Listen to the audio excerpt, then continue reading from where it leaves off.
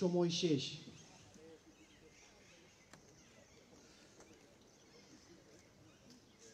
এখন ধর্মীয় পরামর্শদানকারী কর্মকর্তা মোহাম্মদ আসাদুল হক শহীদদের আত্মার মাগফিরাত কামনা করে মোনাজাত পরিচালনা করবেন।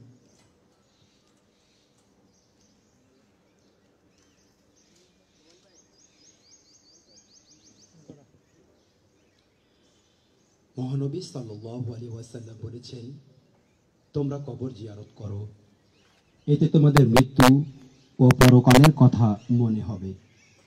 সম্মানিত উপস্থিতি, আমরা এখন কবর জিয়ারতের উদ্দেশ্যে সূরা ফাতিহা একবার, সূরা ইখলাস 3 বার এবং একবার দুরূদ শরীফ মনে মনে পাঠ করব।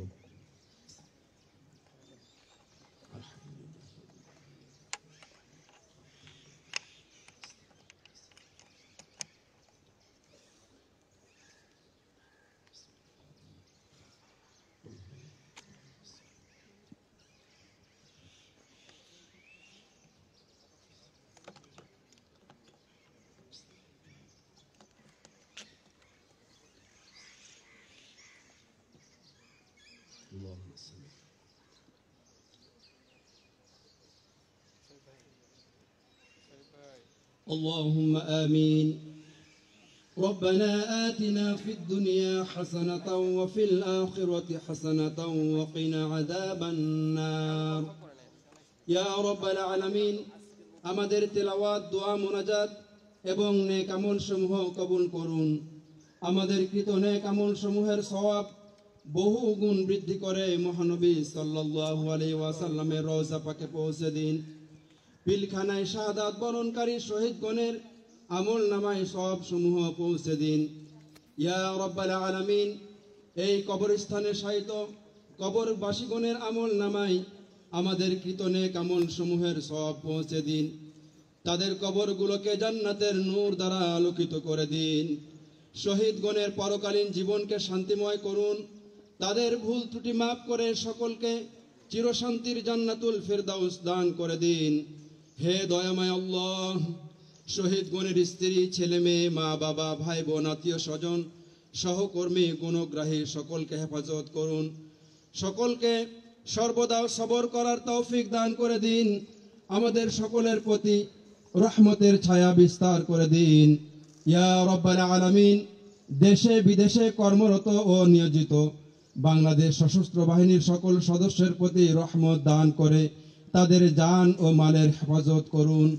আমাদের দেশের সার্বিক শান্তি ও সমৃদ্ধি দান করুন এবং আমাদের দেশকে ও দেশবাসীকে হেফাজত করুন। হে আল্লাহ, আমাদের ভুল ত্রুটি মাফ করে দিন, আমাদের দোয়া কবুল করে নিন। রব্বিরহামহুমা কামা রাব্বায়ানি সগীরা। সুবহান রাব্বিকা রাব্বিল ইজ্জাতি আম্মা ইয়াসিফুন ওয়া সালামুন আলাল মুরসালিন ওয়ালহামদুলিল্লাহি রাব্বিল আলামিন।